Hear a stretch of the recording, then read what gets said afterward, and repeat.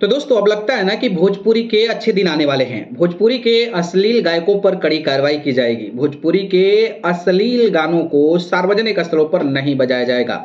इसको लेकर अब पुलिस जो है वो बड़ा एक्शन लेने वाली है। क्या है पूरा मैटर, चलिए जानते हैं। नमस्कार, मेरा नाम पिंटू सिंह यादव है और आप सभी का भोजपुरी रिमझिम में स्वागत करते हैं। दोस्तों देखिए, लोकप्रिय रैपर योयो हनी सिंह के गाने के राज्य में विवाद खड़ा होने के बाद कुछ ही दिनों के बाद बिहार पुलिस ने अश्लील भोजपुरी गानों को सार्वजनिक प्रसारण पर कार्रवाई करने का आदेश दे दिया। यानी कि जो सार्वजनिक जगह है जहां पर लोगों की भीड़ इकट्ठा होती है, वहां पर जिस तरीके से अश्लील गाने बजाए जाते हैं उस पर कार्रवाई करने का आदेश दिया है। 7 मार्च को जारी आदेश के अनुसार ये गाने महिलाओं को सुरक्षा और सम्मान को कमजोर करते हैं। बिहार के डीजीपी अमित कुमार जैन के आदेश में वरिष्ठ अधिकारियों को अश्लील गाने के प्रसारण को खत्म करने के लिए विशेष अभियान चलाने और एफआईआर दर्ज करने का निर्देश दिया है। बिहार के सभी क्षेत्रीय पुलिस महानिरीक्षकों जैसे आईजी और पुलिस उप महानिरीक्षक जैसे डीआईजी जो हैं को संबोधित करते हुए आदेश में कहा गया है कि आप सभी को निर्देश किया जाता है कि अपने अपने क्षेत्रों में अश्लील भोजपुरी गानों के प्रसारण को पूरी तरह से खत्म करने के लिए एक विशेष अभियान चलाएं।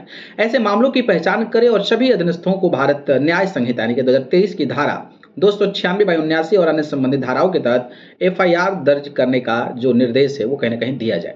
धारा 279 अश्लील कृत्यों और गीतों से संबंधित है, जबकि धारा 79 किसी महिला की शील का अपमान करने के इरादे में कहे गए शब्द, हाव भाव या कृत्य से जो है वो संबंधित है। आदेश में यह भी कहा गया है कि ऐसे गीतों को बिना किसी रुकावट के स्वतंत्र रूप से प्रसारित करने से प्रतिकूल प्रभाव पड़ता है।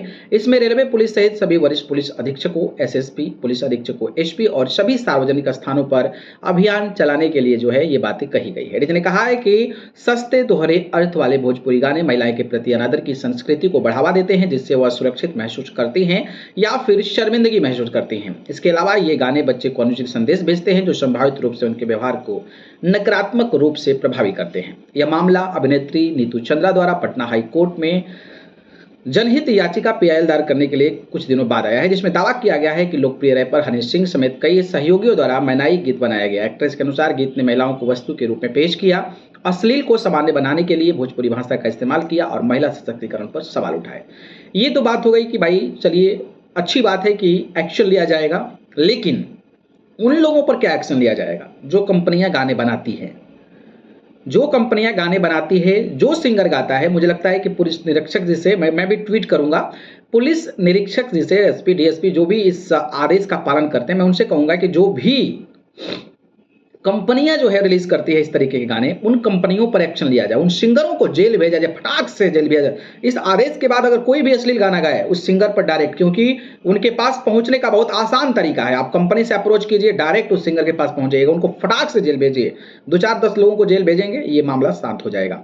दूसरी बात रही ये कि सार्वजनिक स्थलों पर जो बजाएगा गाना वो तो ठीक है, लेकिन जो महिलाएं होती है जो एकदम मतलब क्या क्या पहन के नाचने लगती हैं अश्लील गानों पर, उस पर क्या एक्शन होगा? उन लोगों पर भी कड़ा एक्शन, उन महिलाओं को भी फटाक से जेल में भेजिए, क्योंकि अगर अश्लील गानों पर सबसे ज्यादा अगर कोई अश्लीलता फैलाता है तो महिलाएं भी हैं, लड़कियां हैं। आप देखते होंगे इंस्टाग्राम रील पर शादी विवाह में जाकर अगर अश्लील गाने बजवा कर नाचते हैं ताकि उनका रील वायरल हो जाए, तो उस पर क्या एक्शन होगा ये भी पुलिस महानिरीक्षक को सोचना पड़ेगा। और जो अश्लील गाने बजा रहे हैं जहां पर सार्वजनिक स्थलों पर बजाया जा रहा है वहां पर भी एक्शन तो होना जरूरी है, जिसमें ये बातें कही गई है। तो इन बातों को ध्यान रखना है। और आप भी जो दर्शक हैं, जो गाने सुनते हैं, जो ऑडियंस है, वो भी थोड़ा सा ज्ञानी बनिए, आप थोड़ा पढ़ा लिखा होइए। ठीक है, आप गाने सुनिए, लेकिन सार्वजनिक स्थल पर मत बनाए। तो महिलाओं को इस तरीके की चीजें हो रही है, लेकिन जो महिलाएं नाचने लगती है आकर उसी गाने पर, उन पर भी एक्शन लेने की जरूरत है। आप इस एक्शन के बाद अगर कोई वीडियो सोशल मीडिया पर, इस डेट के बाद कोई वायरल होता है सोशल मीडिया पर, तो ये पुलिस की जिम्मेदारी होती है कि उस महिला पर भी एक्शन हो, उस आईडी पर भी एक्शन हो जो आईडी के द्वारा पोस्ट किया गया है। इस तरीके का नियम, आईटी नियम जो होता है, जो कि आईटी के थ्रू आता है, इस नियम पर भी बात करनी पड़ेगी। सार्वजनिक स्थल पर पुलिस कहां पहुंचेगी? एक पुलिस के अंदर एक पुलिस थाना के अंदर 25, 30, 40 गांव होते हैं। एक पुलिस कहां मैनेज कर पाएगी? नहीं कर पाएगी भाई। कहां जाओगे आप एक थाना में? मतलब मेरे थाना के अंदर मुझे लगता है कि सैकड़ों गांव होंगे और पुलिस वहां पे कितने हैं? 10। क्या एक्शन कर लोगे भाई? क्या एक्शन कर लोगे आप? तो ये आइडेंटिफाई करोगे, कैसे आइडेंटिफाई करोगे? आइडेंटिफाई ऐसे करोगे कि आप जो है पहले तो मैसेज डिलीट करवाइए।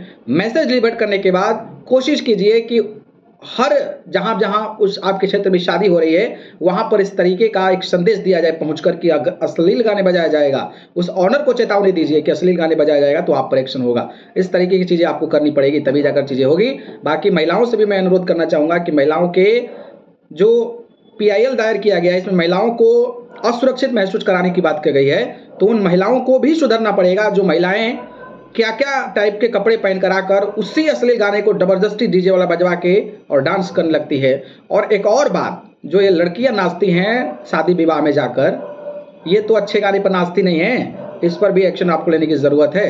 ये बात आप सभी को समझनी पड़ेगी। और मैं भी बिहार डीजीपी को, बिहार एसपी जो भी डीआईजी लेवल के लोग हैं, मैं भी उनको ट्वीट करने वाला हूं। तो आप लोग ज़रूर, मैं कम्युनिटी में डालूंगा उसका ट्वीट का, तो आप लोग ज़रूर इस पर भी रीट्वीट कीजिएगा और अपनी बातों को पहुंचाइएगा। ठीक है, चलिए, धन्यवाद।